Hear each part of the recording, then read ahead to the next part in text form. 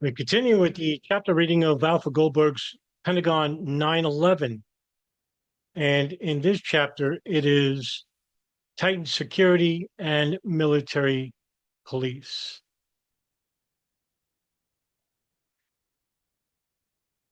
In the days following the attack, DPS contended with the many problems brought on by the expanded security requirements. Captain Randall Harper functioned as the DPS on-site commander with Lieutenant William Stout as assistant commander. DPS worked from a command post consisting in succession of a vehicle, a small truck, tents, and a borrowed mobile van. Stout attended Schwartz Unified Command meeting as well as FBI briefings. Leaves and training for DPS personnel were canceled. For the next 4 months, all worked 12-hour shifts instead of the usual 8 hours. Radio communication among DPS guards outside the building worked well as long as batteries lasted. Recharging equipment received constant use, and newly purchased batteries kept the radios functioning. Unfortunately, the different radio frequencies employed prevented DPS from talking with officers from local police departments. Communication greatly improved after the Secret Service and Verizon Communications set up cellular telephone towers on the Pentagon grounds and distributed cell phones to security personnel and others. Force protection condition Delta required the highest security at the Pentagon. With the thousands of people who responded without clearance to the emergency enormously complicated the situation on September 12th, because at this point, there were many hundreds of volunteers descending on the Pentagon from all over the country to try and volunteer to help out. And that's when Schwartz, the Pentagon incident commander, made security bracelets for those personnel who worked in Arlington, nowhere else.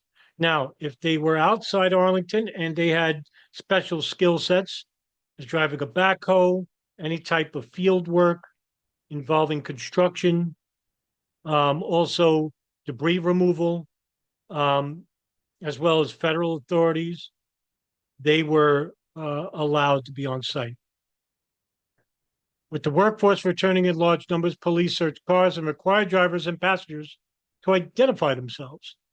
South Parking still held many automobiles left from the day before.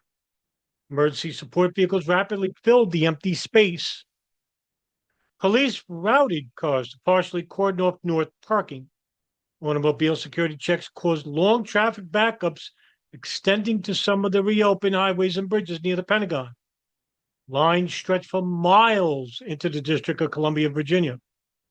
Metro trains and buses did not stop at the Pentagon the morning of the 12th.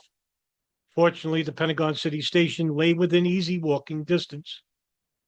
Within days, workers were allowed to park at the Pentagon City Mall and at Reagan National Airport, which remained closed to air traffic for 23 days, easing North Parking congestion.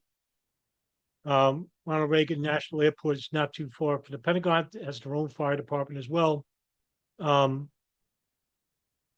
They closed that longer than most national airports because of the close proximity to the Pentagon. For better security, Department of Defense shuttle buses were rerouted from South Parking to Boundary Channel Drive, further from the building. The Joint Operations Center gave emergency cargo priority clearance for access. Arlington Police and state troopers provided escorts for deliveries to search and recovery operations. DPS trucks directed trucks to an area where a canine explosive detection unit could check cargo.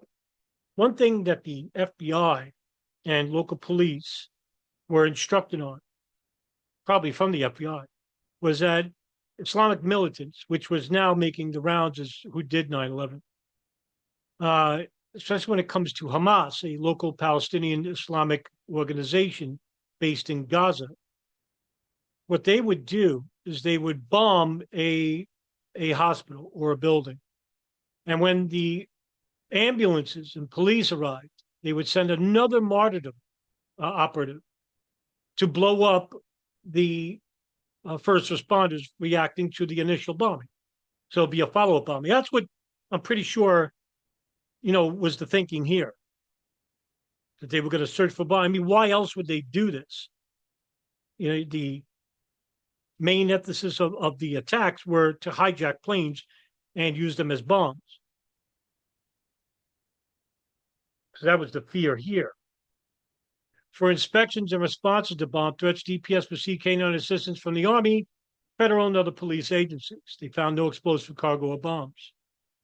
To protect the incident command post and watch for suspicious activity, Arlington County SWAT and anti-sniper teams, DPS teams, and others took up positions atop the tall Drug Enforcement Administration buildings across the Pentagon City Mall, on the roofs of the Navy Annex and Pentagon.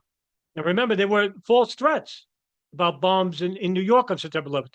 Most notable is the George Washington Bridge. There was no truck van with explosives. It was a false report, just like there were so many hundreds of false reports regarding 9/11. So yeah, everyone's paranoid at this point. Don't know what's going on. Rumors spread, and you have a confused, dazed, and disoriented public to take advantage of. The day after the attack, some people who had not heard from family members gathered on the Navy Annex Hill overlooking the Pentagon and just beyond the police off-limits boundary, where they had a clear view of the building as they awaited word about their missing relatives.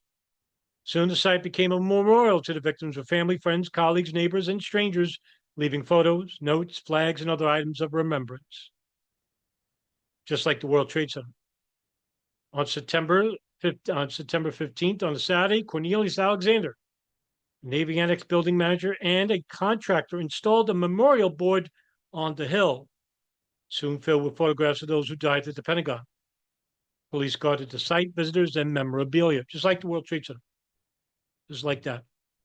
More police arrived on September 12th between 7 and 9 a.m. when two companies of the 115th Military Police Battalion of the Maryland National Guard, commanded by Lieutenant Colonel Bernard Liswell, reached the Pentagon to assist with security.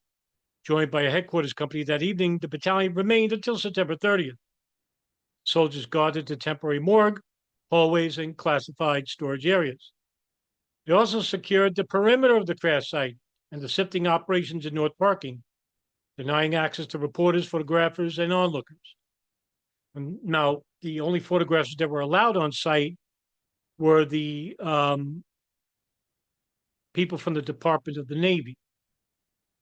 Kevin Rimrod was one of those. And his pictures are littered all over the books like this. And the after action report pictures, mostly by him. I think there was another photographer. I forgot her name. It was a woman. And the president and later the prime minister of Japan visited the site. The battalion provided additional security. Over 3 weeks, the military police detained only a few people at the crash site, one of them an Army general officer not authorized to be at the scene. Providing security became a growing concern as the lawn between the West Facade and Route 27 became increasingly congested with command post vehicles, vans, trucks, trailers, cranes, front-end loaders, other heavy equipment, tents, generators, and power and telephone lines. Now, just imagine, again, to criticize those in the truth movement that don't believe, a plane crashed at the Pentagon, that they littered the lawn with plane debris. You have literally thousands of people. Broad daylight. Not one from any local, state, federal agencies, not one photographer, nothing where it remotely states that they saw an individual planting debris inside or outside the building. Just use your head, please. 23 years after the fact. And if you still can't get over the fact the planes were hijacked, you're going to be stuck exactly where you are now and forgotten about, just like what happened to Christopher Bolin, Rebecca Roth, Loose Change Crew, Pilots for 9/11 Truth, and all the other no-planers. They don't exist anymore. There's a reason, because they don't learn anything new. And they can only repeat themselves so much that they bore their own audience. So they leave. You don't see them doing videos like this. You don't see them reading documents and files. I'm doing that for you not because I'm patting myself on the back. It's so I can empower you with information, not with speculation and irrational belief. That's what the truthers do. Certain truthers, not all of them. Defense Plower had ordered ran along Route 27, forming the outer perimeter of the crash site. DPS established and guarded 5 entry points through the fence. South parking, there sprang up Camp Unity, an accumulation of tents and facilities for the food and aid assistance from the Red Cross and Salvation Army. Chaplains and counselors, supplies and food services donated by commercial establishments, a small port exchange, ice and hand washing stations, light towers, telephones, and latrines. NCIS Special Agent Michelle Jackson, who worked on the sifting operation, observed food was never a problem. You never had to leave the scene. You could eat, drink, change your clothes, brush your teeth, all right there. Army Private First Class Michael Chandler from the old guard was pleasingly surprised that he did not have to eat field rations day after day. Army Specialist William Corcoran, who also labored on the recovery operations later, commented that the support elements were heaven sent. I mean, really, they made it a lot more bearable. Some who came to the Pentagon were pretenders or freelancers. The absence of an effective identification system to control the large number of people that passed through the outer perimeter fence to support firefighting and recovery operations worried Incident Command, DPS, and FBI officials. The day after the attack, DPS arrested 3 people in firefighting gear who were not firefighters. When you have a major event, certain people are like moths around the light bulb, said Jester. They come to the scene as thrill seekers. On the 12th, the FBI and DPS quickly removed from the west side of the building anyone who was not fighting the fire or doing search and rescue work. As people returned, they were screened and given color-coded plastic wristbands provided by DPS and Arlington Police. Supply of 2,000 bands was soon exhausted. The following day, DPS used its photo identification computer system to make badges, but the large number process caused the unit to burn out. Finally, DPS and the FBI procured from the Secret Service 5 mobile stations that mass-produced photo badges.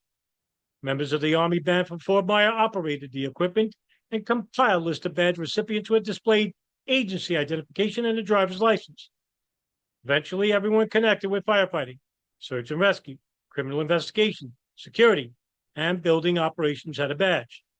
Some 4,000 people, an excessive number, received badges that allowed access to all sites, including the dangerous and sensitive impact zone within the building.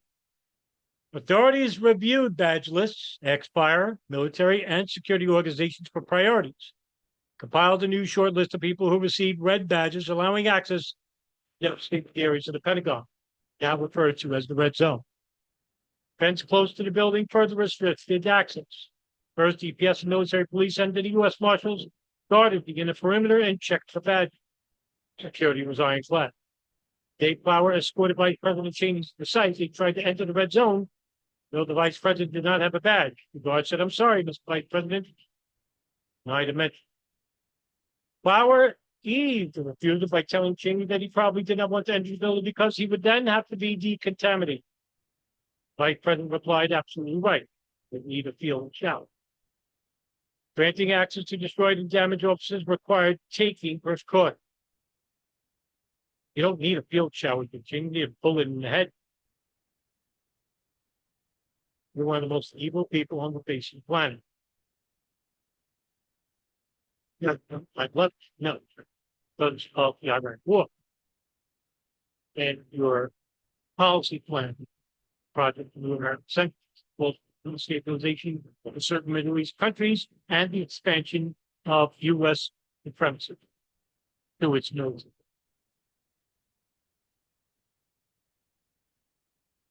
And let's not forget how Israeli influence garnered much support with the New York Times regard. Representatives from, my ad blocker went up. Granting access to destroyed and damaged offices required taking precautions. Guns from 2 large folks demolished in the attack.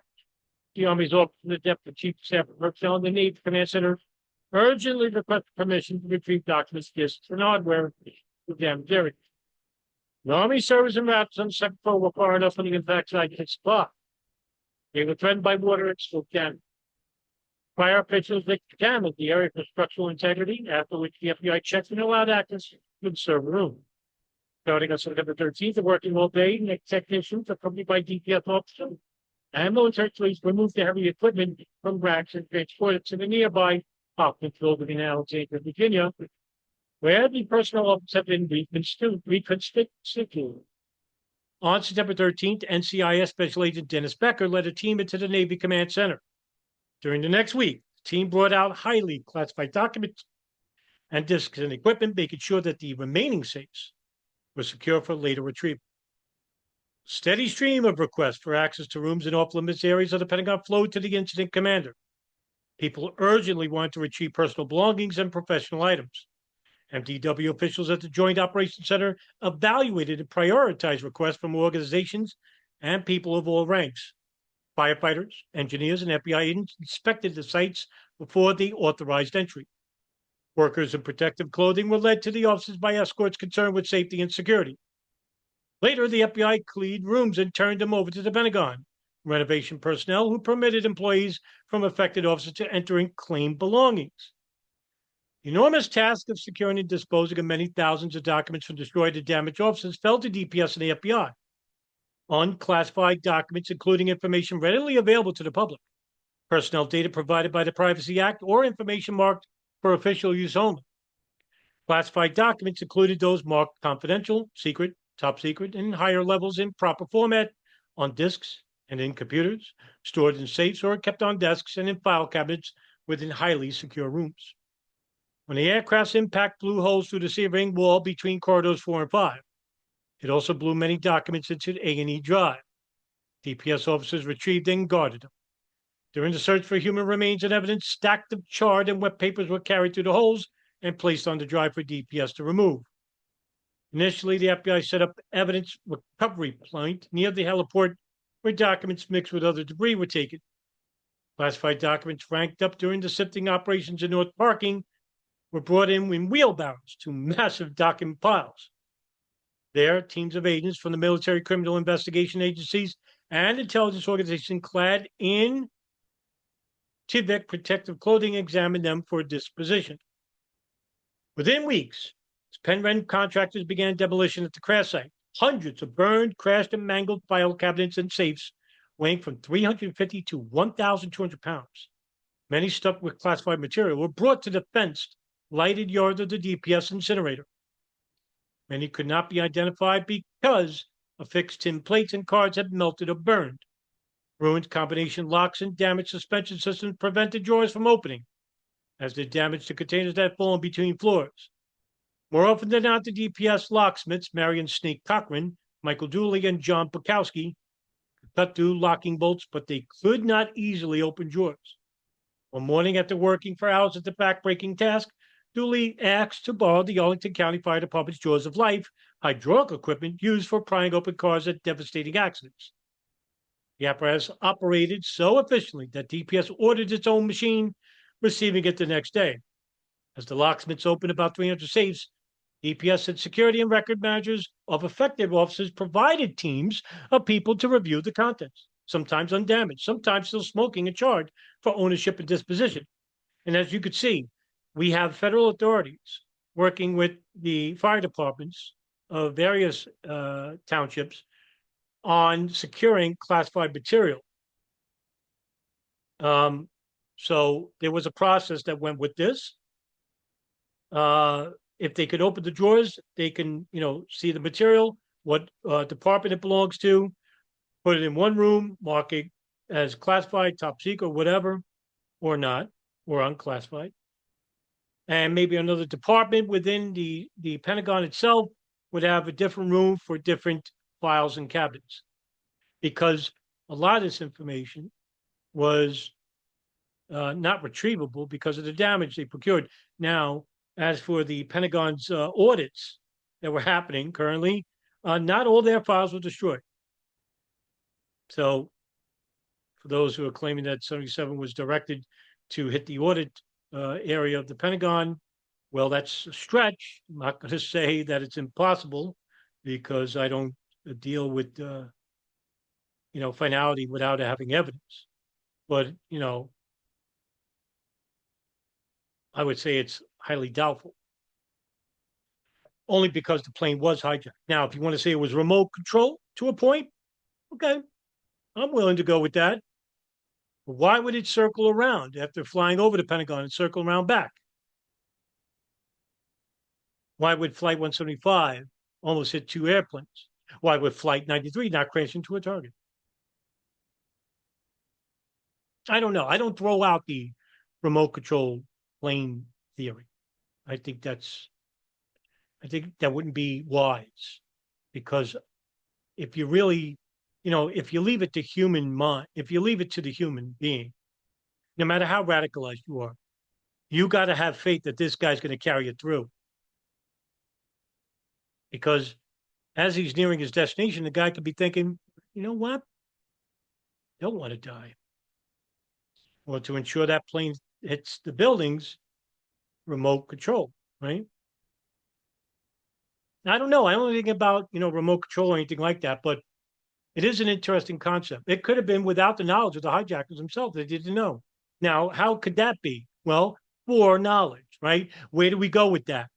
We go with the intelligence services, going as far back as 1996, when the CIA and the NSA were monitoring who? Bin Laden's satellite phones. The reason why you hear me say this, if they heard about the 9/11 attacks, they could prepare for the attacks to be successful, to take advantage and to implement foreign policy guidelines, as well as the Patriot Act, the destruction of Syria, Libya, Afghanistan, Iraq, all these countries, destabilize the Arab regimes, putting in Western puppets, millions of dead, billions in the coppers, trillions actually, in the coppers of the Pentagon military industrial complex.